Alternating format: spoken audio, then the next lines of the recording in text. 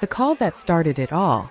The night before, Suzie and Stacy had been celebrating graduation, a night of laughter, freedom, and promise. They had gone to several parties across town, bouncing between friends, eventually deciding to spend the night at Suzie's mother's home rather than drive to Branson as planned. It should have been the safest choice they could make. But by sunrise, when friends tried to reach them, the phone rang unanswered. By mid-morning, the house had a steady stream of worried visitors. Friends, family, even boyfriends, all searching, all calling out their names. Someone cleaned up a broken porch light. Someone answered a mysterious phone call. A man breathing, whispering crude things before hanging up. And without realizing it, crucial evidence may have been destroyed. Springfield wakes up. Word spread quickly. 3 women gone without a single sign of where they went. And for a town that measured danger by fender benders and bar fights, this was unimaginable. Neighbors gathered on lawns, whispering theories. Reporters swarmed the street. Police cordoned off the house, but it was too late. The scene had already been touched by too many hands. The investigation began not with answers, but with confusion. The morning light turns cold. By late afternoon, detectives realized the magnitude of what they were facing. 3 independent disappearances were statistically impossible, meaning whatever had happened together. The Delmar Street home became a paradox. Too ordinary to hold a secret, yet too perfect to be innocent. A cup of coffee half drunk. A bed slightly turned down. A strand of hair caught in a drawer. Every detail spoke softly of normal life, and yet the silence screamed louder than words. The Beaumont children in Australia and the Sauter kids in West Virginia. The world has seen families vanish before. But Springfield wasn't ready to become another name in that lineage of heartbreak. Mothers hugged their daughters tighter. Teenagers stopped taking night drives. And police worked around the clock, tracing every phone call, every neighbor's memory, and every flicker of light that might reveal a clue. But none came. No ransom. No sightings. No confession. Only the unrelenting question. How can 3 lives disappear into thin air? As night fell again over Springfield, the glow of porch lights flickered one by one. Inside homes, televisions replayed the same news footage. Smiling graduation photos, missing person posters, and detectives at microphones promising updates that never came. Somewhere between midnight and morning, something happened on East Delmar Street. 3 women, 3 stories, 1 impossible mystery. And in their absence, Springfield changed forever. Thanks for your time you always spend to watch our videos. We greatly value your support, so please share this video with your loved ones. Do us a favor and subscribe right away, regardless of where you are watching. Let's dive into the story of the Springfield Three 1992 coolers for Table Rock Lake. The city's heartbeat was predictable, comforting, until one humid weekend rewrote its sense of safety forever. Portraits of ordinary lives.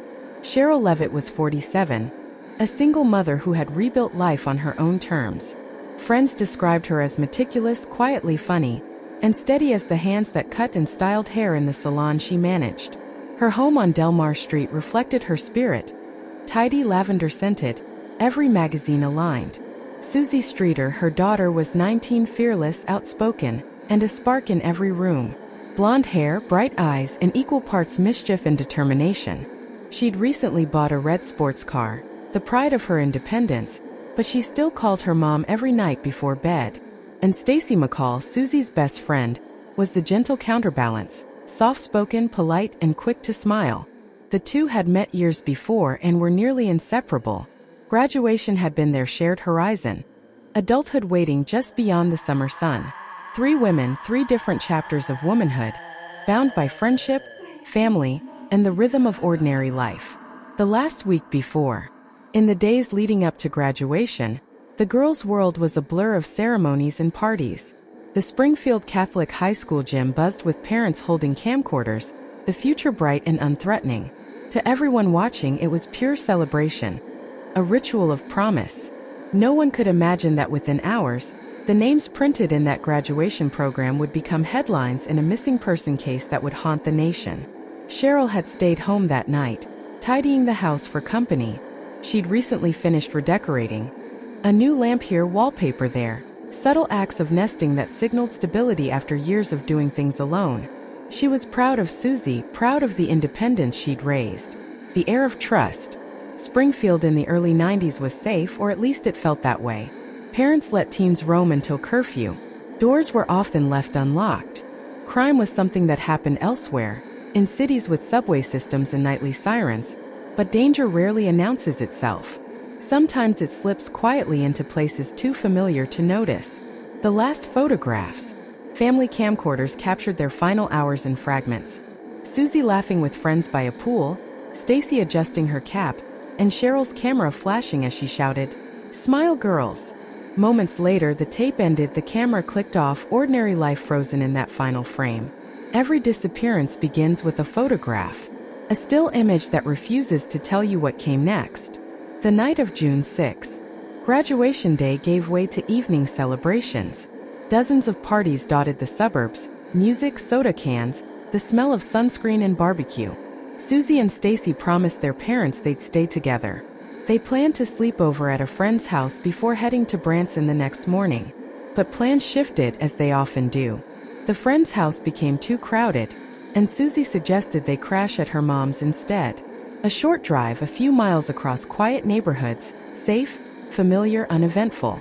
That was around 2 a.m. By sunrise, everything changed. Springfield before the storm. Before the world labeled them the Springfield Three. They were just part of the town's gentle rhythm. A stylist, her daughter, and her daughter's best friend. They existed in the spaces between grocery runs and phone calls, in the everyday intimacy of small-town life.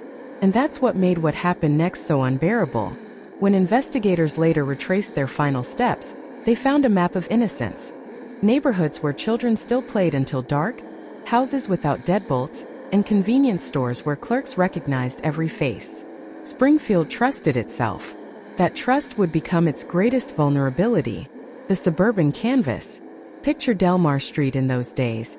Modest homes, trimmed lawns, and an aging oak by the curb. The porch lights glowed amber, and bugs swirled under street lamps. On weekend nights, the city exhaled. College kids heading downtown, parents asleep by 10. No one saw 3 women arrive home. No one heard a struggle. Not a sound. Only later would investigators piece together the eerie timeline. The silent hours where something unspeakable unfolded behind that unlocked door. The pulse of normalcy. The next morning, as sprinklers flicked on and lawnmowers hummed, Springfield looked unchanged. Mail was delivered. Coffee brewed. People went about their lives. But by mid-morning, the calls began. Suzie's friends couldn't reach her. Stacy's parents grew uneasy. And Sherrill's salon clients left voicemails that would never be returned. Somewhere between those moments, the city's heart skipped a beat. The first sign of the absence that would consume it. Every mystery begins in the ordinary. A night of celebration. A drive home. A locked-door world that feels safe until it isn't. The tragedy of Springfield was not only that 3 women disappeared, but that it could happen in a place that seemed too kind, too familiar, too trusting to let darkness in. Every mystery has a moment when everything still seems normal. When laughter, headlights, and late-night promises are just part of the rhythm of being young. For Suzie Streeter and Stacy McCall, that moment was the night of June 6, 1992, the night of their high school graduation. What they didn't know was that every decision, every mile they drove, would become evidence later, dissected frame by frame, the final breadcrumbs before silence. The celebration. The afternoon ceremony had ended hours earlier. At Kickapoo High School, families poured into the parking lot, snapping photos beneath banners that read Class of '92. Parents hugged, teachers smiled, and caps flew into the humid Missouri sky. Suzie and Stacy, arms around each other, promised, "We'll meet later, we have to celebrate." That evening, Springfield glowed with youth. Dozens of houses hosted parties, each one a constellation of laughter, car radios, and soda cans. In that heat, every teenager in town seemed to be out somewhere, tasting independence. They were 18 and 19, the age when tomorrow feels infinite. The air smelled like sunscreen and freedom. Stops along the night. Suzie and Stacy left their respective family homes around 8 p.m. They made the first stop at a classmate's house on East Hanover. Later, they drove to another party near Battlefield Road. Witnesses remembered them as cheerful, a little tired from the long day, and still wearing traces of hairspray and makeup from graduation. They made small talk, snapped Polaroids, and planned the next morning's trip to Branson with friends. A short getaway before real life began. But as midnight neared, plans started to unravel. The Branson hotel they had reserved with friends was overcrowded. There wasn't enough room for everyone. So Suzie suggested something simple. Let's just crash at my mom's. It was the safer choice, closer, quieter. A short drive through well-lit neighborhoods they knew by heart. The drive home. At approximately 2 a.m., they said their goodbyes, got into Stacy's small car, and headed toward Suzie's house on Delmar Street. The trip should have taken less than 15 minutes. It was a warm, windless night, no rain, no accidents reported, no reason for alarm. A few neighbors later recalled hearing a car door, a faint voice, then nothing. Springfield slept. And in that quiet, whatever happened next took shape unseen. Meanwhile, inside the house on Delmar. At home, Sherrill Levitt had likely fallen asleep watching television. She'd called a friend earlier, excited about redecorating the bedroom. Her phone sat on the nightstand, her reading glasses beside it. Cinnamon, the family dog, curled near the bed. It was the safest kind of night, a mother waiting for her daughter to come home. A home light left on. Promise of morning. Unanswered calls. By 8 a.m. the next morning, the girls' friends expected them to show up for the Branson trip. When they didn't, concern began to ripple. Calls went unanswered. Parents tried to reach them. What came next would become one of the most crucial and tragic moments in the entire investigation. The friends arrive. Stacy's friend Janelle Kirby drove to the Delmar Street house with her boyfriend. The cars, Cheryl's Corsica and Suzie's red sports car, were both in the driveway. Everything looked calm. They knocked. No answer. The front door was unlocked. Inside, the home was quiet, cool, and orderly. Purses lined the bedroom floor, wallets and keys still inside. Cinnamon barked from the backyard. The smallest details matter in hindsight. The door was unlocked. The lights are off. The sense that people had been there only moments before. Janelle found the answering machine blinking. One message was a hang-up. Moments later, another call came through. A man's heavy breathing, a vulgar whisper, then silence. Believing it a prank, she deleted it. Without realizing it, she erased what could have been a clue. She and her boyfriend tidied the porch, even swept away broken glass from the outdoor light fixture. Each small act of helpfulness unknowingly disturbed potential evidence. The vanishing hour. Detectives later concluded that sometime between 2 a.m. and dawn, something or someone entered that home. There were no signs of forced entry, no screams heard by neighbors, and no trace left behind. One theory suggested the women may have been lured outside, perhaps by someone they knew, perhaps by a ruse. Another speculated an abduction at gunpoint, swift and controlled. But in truth, no one knew. And in that ignorance, fear began to spread through Springfield like summer heat. The first day of disbelief. When Sherrill failed to show up for her shift at the hair salon, colleagues grew anxious. Suzie and Stacy's families filed missing person reports within hours. Police initially treated it as a voluntary absence. 3 adults, after all. But by nightfall, the tone changed. The house was too clean, the details too eerie, and the silence too absolute. By the second day, local media had seized the story. The faces of the women appeared on every screen and bulletin board across southwest Missouri. 3 smiling faces, a mother, a daughter, and a friend. Each photo an echo of ordinary life. Each headline was a growing reminder that Springfield was no longer the same. The emotional undercurrent. Behind the scenes, families were unraveling. Janice McCall, Stacy's mother, phoned hospitals and roadside diners for any trace of her daughter. Relatives drove highways, stopping at motels, asking questions no parent ever imagines asking. Hope fought against dread. In small-town tragedies, grief travels fast. Every porch light becomes a vigil. Every rumor a lifeline. Springfield was holding its breath, waiting for a sound, a sighting, a miracle. By the end of that second day, investigators had only contradictions. No witnesses, no forced entry, no struggle. 3 lives had dissolved into darkness between midnight and dawn. It was as though the night itself had swallowed them. In the timeline of Springfield, there is a line before June 7, 1992, and after. The question that haunted every living room was simple and impossible. Where are they?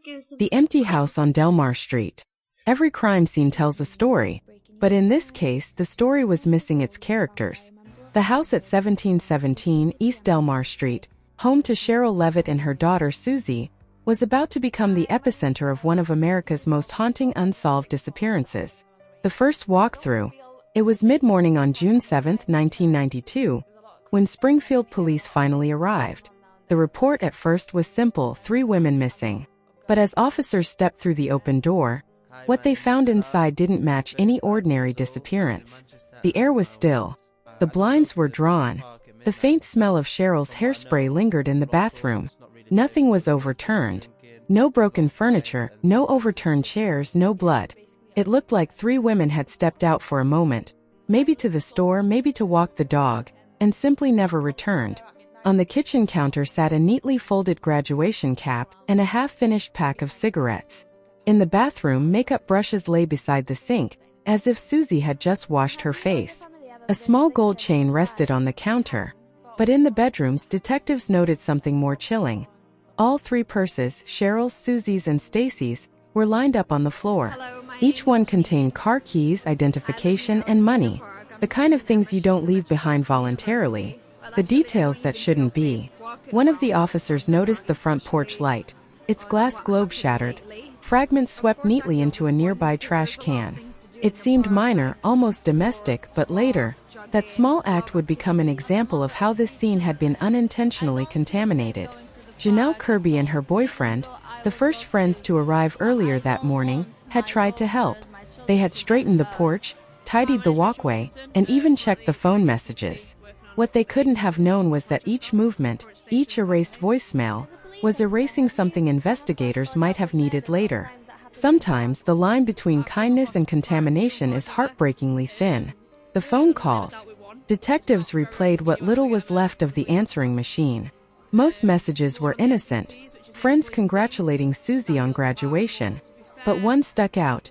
A heavy-breathing man, whispering obscenities before hanging up. No one ever traced the voice.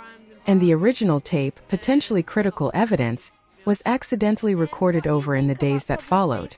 In the 1990s, before cell phones, a single landline could be the last trace of life. For the Springfield Three, that connection went silent. Searching for the missing. Detective Rick Bookout, one of the first responders, later said he felt something was off immediately. A kind of emptiness that didn't fit the scene. He described it as too normal. The search began locally: neighbors, nearby parks, local motels. Dozens of volunteers combed the area. While detectives canvassed every inch of Delmar Street, officers quickly ruled out burglary. Nothing was missing from the home. Even Sherrill's expensive jewelry remained in plain sight. The cars, both parked in the driveway, showed no sign of forced entry. To disappear so completely, without violence, without struggle, it was as though they had been plucked out of thin air. Family realizations. By afternoon, panic had turned into paralysis for the families. Janice McCall, Stacy's mother, arrived at the house, hoping to see her daughter's car pull up any minute. Instead, she found herself surrounded by police tape and news cameras. Neighbors brought coffee, comfort food, and promises, but no answers. The McCalls, the Levitts, and friends of both families would spend the next several days driving the highways between Springfield and Branson, plastering missing person flyers across rest stops, diners, and gas stations. They drove through the Ozarks searching for any sign. A car on the shoulder, a sighting at a motel, a memory from a stranger. What they found instead was silence. The town reacts. By Monday morning, word had spread. Local radio stations interrupted music programming for updates. Newspapers ran front-page headlines. 3 women vanish from Springfield home. No signs of struggle. The community felt the loss immediately. Parents began locking their doors for the first time in years. Women refused to go out alone at night. Hardware stores sold out of deadbolts and window alarms within days. Springfield, Missouri, once the kind of town where people left their doors unlocked, now had a ghost story at its center. Early theories. Investigators began mapping out timelines. They theorized that someone the women trusted may have lured them outside, perhaps under false pretenses. Others suggested a random intruder, waiting nearby as the young women returned home. There were no screams reported, no signs of forced entry, and the family dog was unharmed. though clearly agitated when police arrived. The simplest explanation, a targeted abduction by someone they knew, was also the most chilling. Police also explored darker theories. Could it have been someone from Suzie's past? Months earlier, she had testified against a man in a car theft ring, a detail that investigators found difficult to ignore. But nothing connected cleanly. There was no note, no ransom, and no proof of revenge. The evidence that wasn't. In the days that followed, forensic teams scoured the home for fingerprints, fibers, and DNA. They found nothing conclusive. It was as though the scene had been scrubbed of meaning, not physically cleaned but unnaturally blank. A local reporter later described the house as frozen in time, yet echoing with absence. In most missing person cases, you find a trail, footprints, receipts, a car seen on a highway. Here there was none. The Springfield Three had not left behind a trail. Only questions. A haunting lead. One small lead did emerge. A woman came forward claiming she saw Suzie, Stacy, and Sherrill at a convenience store early that morning. Between 2:30 and 3 a.m. police investigated. But the footage was too grainy, the timeline uncertain. The sighting was never confirmed. Another witness reported a suspicious green van parked near the house that night. It became a recurring symbol in Springfield folklore, the mysterious green van. But despite repeated searches, the vehicle was never found, and no credible owner was identified. Every tip brought hope, and every dead end deepened the ache of not knowing. The emotional weight. Officers later admitted that this case left a mark on the entire department. Many described walking through the Delmar house as like stepping into someone's life mid-sentence. Coffee cups are still on the counter, beds neatly made, shoes by the door. Nothing screamed violence. Yet everything whispered that something terrible had happened. The silence in that house would follow detectives for decades. They would revisit it again and again, always hoping that one overlooked detail might one day speak. The turning point. By the end of the first week, the search expanded to rural areas around Springfield. Helicopters swept over wooded trails. Reservoirs were dredged. Hundreds of volunteers joined search parties. But each passing day dimmed hope. The case was shifting, from rescue to recovery, from optimism to dread. The media dubbed them the Springfield Three. Three names that would soon become etched into Missouri's collective memory. Sherrill Levitt, 47. Suzie Streeter, 19. Stacy McCall, 18. In a single night, a mother, a daughter, and her friend had vanished, leaving behind only an unlocked door and an unspoken question. What happened inside that house? The Delmar Street home would remain empty for years, a shrine to uncertainty. Inside, photos of three women would hang like echoes, frozen at the edge of adulthood and family. The case was no longer just a missing persons report.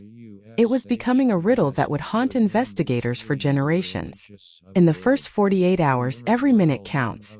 But for the Springfield Police Department, those minutes were already gone. By the time the investigation began, evidence had been trampled, phone calls erased, and witnesses had gone home. The story of the Springfield Three was no longer just a disappearance. It was a race against time. Media storm. By Monday morning, local journalists packed outside 1717 East Delmar Street. Camera flashes lit the white siding of the house as microphones clustered at the gate. Every network in Missouri, and soon the entire Midwest, was talking about the women who vanished without a sound. Detective Rick Bookout gave a brief statement. There is no evidence of foul play, but the circumstances are suspicious. We are treating this as a missing persons investigation. Behind the scenes, the department was already overwhelmed. Tips poured in hundreds in the first 2 days. Some were credible, most were noise. Local TV anchors described it as the mystery that broke Springfield's innocence. Expanding the search. By midweek, police expanded their radius. Search parties swept through wooded areas south of town. Helicopters hovered low over fields and rivers. Volunteers waded through tall grass, armed with flashlights and hope. At one point, an officer turned to another and said, "We're looking for 3 people who don't want to be found, or can't be." Nearby quarries were searched. Abandoned wells checked. Even the sewage system was inspected. Every lead, from truck stops to phone booth sightings, was logged, cross-referenced, and ultimately discarded. Each dead end didn't just close a door. It chipped away at hope. A community gripped. By the end of June, Springfield was no longer the same city. Posters of the three women hung in storefronts, gas stations, and schools. Local churches held vigils every weekend. People left flowers on the Levitt family's lawn. Janice McCall, Stacy's mother, refused to rest. She organized search teams, coordinated with police, and called television stations daily. Her voice became steady, practiced, a mother learning the language of desperation. She once said, "If I stop talking about them, they'll disappear twice, once in body and once in memory." The tip lines. As the investigation widened, the Springfield Police Department set up a dedicated tip line. Volunteers manned phones around the clock. Over 5,000 calls were received in the first few months. Psychics called in with visions. Truck drivers reported odd sightings. Neighbors recalled strange vehicles on the street. One recurring theme, the green van. Witnesses described seeing a light green Dodge van near Delmar Street that night. Engine idling, lights off. A man was reportedly seen speaking to Suzie outside. Descriptions varied: tall, dark hair, mid-30s. Police released a sketch, but no one recognized the man, and no van was ever located. In mysteries like this, eyewitnesses can be both a blessing and a curse. Memory fades, details blur, and soon truth and imagination start to overlap. The suspects. Detectives began reviewing people connected to the women. Suzie Streeter had once dated a young man involved in a stolen car ring. That group had been prosecuted earlier that year, with Suzie as a key witness. Some believed revenge could be a motive. Investigators questioned the men. Each denied involvement. Polygraphs were administered, inconclusive. Still, one name continued to surface: Robert Craig Cox. Robert Craig Cox. Cox was a trained Army Ranger and convicted kidnapper who had served time in Florida for assaulting a woman with a weapon. At the time of the Springfield disappearances, he was living in the area, working as a utility employee, traveling frequently. He had once been convicted, then released, for the murder of a woman in Florida, after DNA evidence was ruled inconclusive. He was considered extremely intelligent, manipulative, and skilled in abduction. When questioned, Cox claimed he had been at church with his girlfriend the morning the women disappeared. His girlfriend confirmed it, but later she recanted. Years later, Cox would resurface in interviews, and what he said would shake the case to its core. But in 1992, without hard evidence, police had no grounds to arrest him. The leads that went nowhere. A man reported seeing the women at a truck stop in Oklahoma. False. A woman said she saw them getting into a van in Arkansas. False. Each report triggered renewed hope, only to collapse under scrutiny. Police also examined a possible connection to a serial kidnapper operating across the Midwest at the time, but again, no proof. As weeks turned to months, investigators felt the case slipping from their grasp. Every theory sounded plausible. Every theory was impossible to prove. The warehouse tip. In 1993, a new lead emerged. A psychic approached authorities with what she described as a vision of the women buried beneath concrete. She pointed to a site on the south side of Springfield, an old warehouse under construction. Initially dismissed, the tip gained momentum after a mechanical engineer offered to scan the site using ground-penetrating radar. The results were eerie. 3 distinct anomalies, roughly human-sized, buried beneath the foundation. Police wanted to dig, but the property owner refused, fearing financial loss and reputational damage. Without a warrant or probable cause, the excavation would never have happened. To this day, the warehouse stands, its concrete floor possibly concealing the truth. Sometimes the answers lie just inches beneath our feet, and yet forever out of reach. The toll on investigators. For detectives, the Springfield Three became a constant shadow. Many worked the case long after official duties ended, revisiting evidence, replaying interviews, and chasing fragments of memory. Several officers admitted to nightmares, sleepless nights, and even guilt. One said, "Every time I close my eyes, I see that house. Everything in place. Except them." Cold case units re-examined the evidence in the 2000s with modern forensics, still no breakthroughs. DNA from the home was degraded. No fingerprints matched. No trace of the women was ever found. The family's endurance. Years passed and still no answers. Stacy's parents kept their daughter's room untouched. A graduation photo framed above her bed. Sherrill's relatives held annual memorials, refusing to let her name fade. In one television interview, Janice McCall looked directly into the camera and said, "If anyone knows anything, please tell us. I need to bring my baby home." Her voice cracked, but she didn't cry. By then her tears had long run dry. Hope doesn't always fade. Sometimes it hardens, turns into something else. Determination, faith, the refusal to let the world forget. The legacy of fear. The Springfield Three changed Missouri forever. Police training protocols evolved. Communities started neighborhood watch programs.